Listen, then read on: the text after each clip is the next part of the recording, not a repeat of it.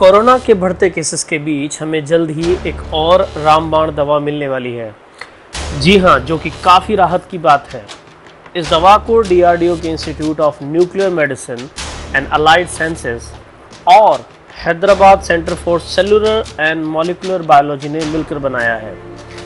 जी हाँ, इस दवा का नाम है 2-डीऑक्सी डी ग्लूकोज, इसको 2DG के नाम से भी जाना जा रहा है। Drugs controller general of India DGI ने कोविड-19 से संक्रमित गंभीर रोगियों के इलाज के लिए इस दवा को इमरजेंसी यूज़ का अप्रूवल दे दिया है। क्लिनिकल ट्रायल्स में सामने आया है कि ये दवा अस्पताल में भर्ती मरीजों को तेज़ी से रिकवर करने में मदद करती है और मरीजों की ऑक्सीजन पर निर्भरता को भी काफ़ी हद तक कम करती है। ऐसे में ये दवा कोरोना मरीजों के लिए रामबाण साबित हो सकती है, जबकि ऑक्सीजन पर निर्भरता मरीजों की तेज़ी से बढ़ती जा रही है।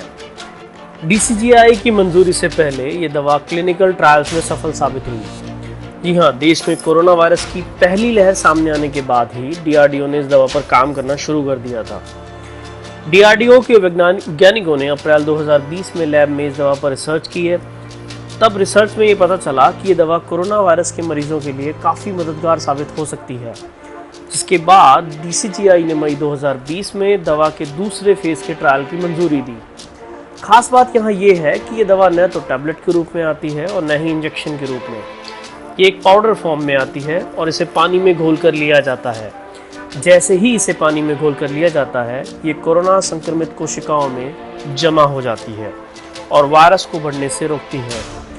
DCGI के दूसरे फेज के ट्रायल की अनुमति मिलने के बाद इसे देश के अलग अलग 11 अस्पतालों में ट्रायल किया गया।